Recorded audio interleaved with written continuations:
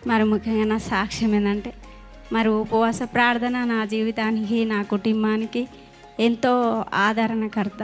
అలాగే తైలాభిషేకం కూడా ఎంతో నన్ను స్వస్థపరిచింది, అనారోగ్యం నుంచి ఆరోగ్యపరిచి. మరి ఎంత అంటే నేను 3 సంవత్సరాలు కరెక్ట్గా 2 సంవత్సరాల నుంచి ఏ అనారోగ్యంతో లేకుండా నన్ను దేవుడు సజీవ లెక్కలో నిలబెట్టిండు.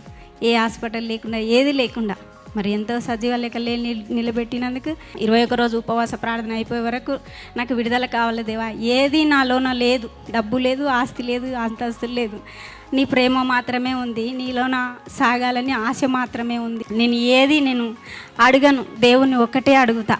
ఏమని అడుగుతా అంటే, దేవా నా పిల్లలు గారు మరి సిమి పాస్టర్ చెప్పింది కరెక్టే. ఎవరి కోసం నేను ఈ 2 సంవత్సరాల నుంచి నా పిల్లల కోసము ఎవరి కోసం నేను ఆలోచన చేస్తలేను, కానీ నన్ను నేను సిద్ధపరచుకొని నీలోను వాడబడాలి దేవా, నన్ను నేను సిద్ధపరచుకొని నీలోను వాడబడాలి అన్నప్పుడు దేవుడు ప్రతిదీ నాతోన మాట్లాడి ఉన్నాడు.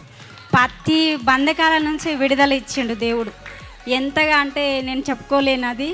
మరి నన్ను ఎంత పెంట కుప్పల నుంచి లేవనెత్తిన దేవుడు, మరి ఎంతో బంధకాల నుంచి విడిపించిన దేవుడు, ఈరోజు మరి నా ముందు నిలబడి మాట్లాడడానికి కూడా ఎవ్వరికి దమ్ము ధైర్యం లేకుండా చేసిండు దేవుడు.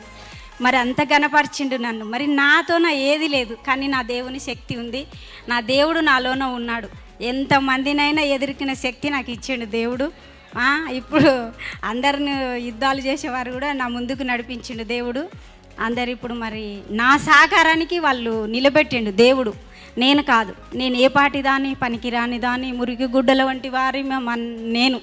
కానీ దేవుడు ఇంత సజీవంగా లేచి నిలబెట్టి నన్ను నా పిల్లలని ఈ సంఘములో నిలబెట్టిండు అంటే ఈ సంఘానికి ఎప్పటికీ రుణపడి ఉంటా.